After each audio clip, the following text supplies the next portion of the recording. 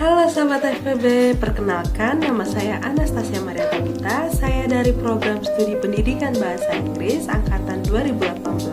Saat ini saya sedang menempuh semester 7 untuk perkuliahan saya. Dalam kesempatan kali ini saya ingin berbagi cerita kepada sobat FPB sekalian bagaimana sih saya menjalani pendidikan saya di program studi pendidikan bahasa Inggris. Di pembukaan cerita saya kali ini, mungkin kalian semua penasaran bagaimana sih saya bisa memilih pendidikan bahasa Inggris sebagai program studi saya di perkuliahan saat ini. Jadi awal ceritanya saat saya duduk di bangku SMA. Saat itu saya selalu menjadi tempat teman-teman saya untuk belajar bahasa Inggris. Jadi saya selalu mengajarkan mereka dan membantu mereka dalam memahami materi dalam pelajaran bahasa Inggris. Saya selalu membantu mereka untuk memahami cerita dan juga membuat kalimat, sehingga saya berpikir bahwa saya mempunyai passion di dalam bahasa Inggris ini. Selain itu, saat saya duduk di bangku SMA, saya pun berpikir prospek pekerjaan di luar nanti. Saat saya bekerja pasti dibutuhkan yang namanya bahasa Inggris. Apalagi nanti perusahaan banyak yang akan bekerja sama dengan perusahaan lain ataupun dengan negara lain yang pasti menggunakan bahasa Inggris dalam berbahasa. Jadi dengan melihat betapa pentingnya bahasa Inggris untuk kedepannya nanti, jadi saya memutuskan untuk mengambil pendidikan bahasa Inggris di dunia perkuliahan saya sebagai pijakan saya untuk menempuh dunia pekerjaan. Seperti itu awal mulanya teman-teman. Nah, pasti kalian penasaran kan apa saja sih yang saya pelajari selama saya belajar di pendidikan bahasa Inggris sampai saya di semester 7 ini. Tentunya ada banyak ya. Pasti salah satu yang teman-teman sekalian tahu pastinya adalah grammar.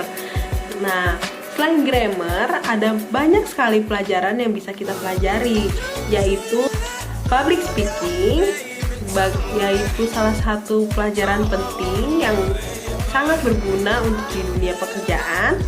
Lalu selain itu belajar untuk membaca intensif dan extensive reading, belajar pronunciation dan juga listening and speaking. Lalu juga kita belajar untuk membuat jurnal dan menulis jurnal. Semakin naiknya semester, semakin difokuskan untuk di dunia pendidikan. Salah satunya untuk membuat rancangan pembelajaran. Kita juga diajarkan untuk membuat kreativitas untuk dalam aktivitas pembelajaran. Lalu juga kita diajak untuk melatih diri untuk mengajar di depan siswa dengan adanya program magang dan juga micro teaching. Nah, jadi menarik ya berbagai pelajaran di program studi pendidikan bahasa Inggris ini, karena saya pun menikmati pelajaran-pelajaran di program studi ini. Nah, selain dari segi pendidikan, saya pun berperan aktif dan turut berpartisipasi dalam bidang organisasi. Saya mengambil HMPS sebagai langkah awal saya di dunia organisasi saat saya di semester 3. Pengalaman saya selama saya mengikuti HMPS pendidikan bahasa Inggris ada banyak sekali ya tentunya, dan juga menarik.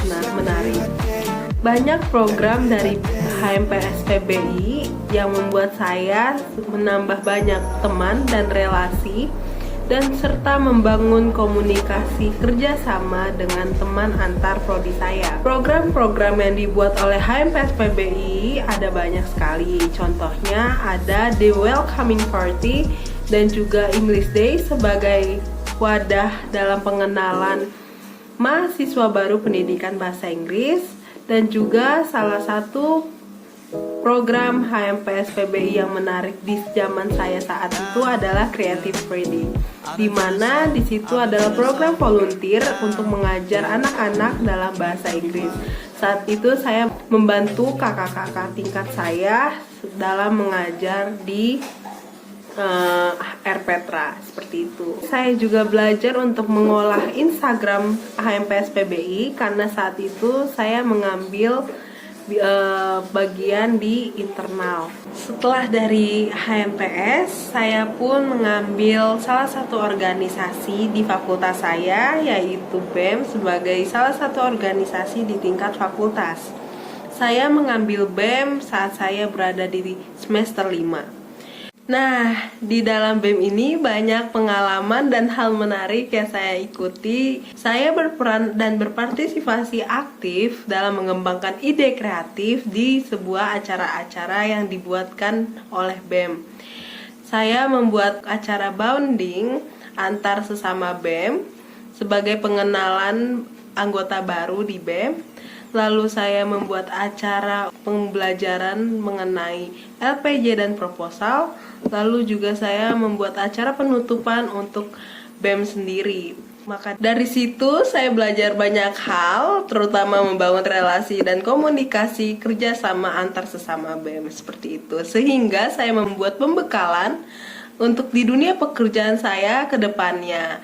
Nah, sekian dari cerita saya kali ini. Saya berharap teman-teman sekalian menikmati selama saya bercerita di Prodi Pendidikan Bahasa Inggris dan juga Fakultas Pendidikan Bahasa.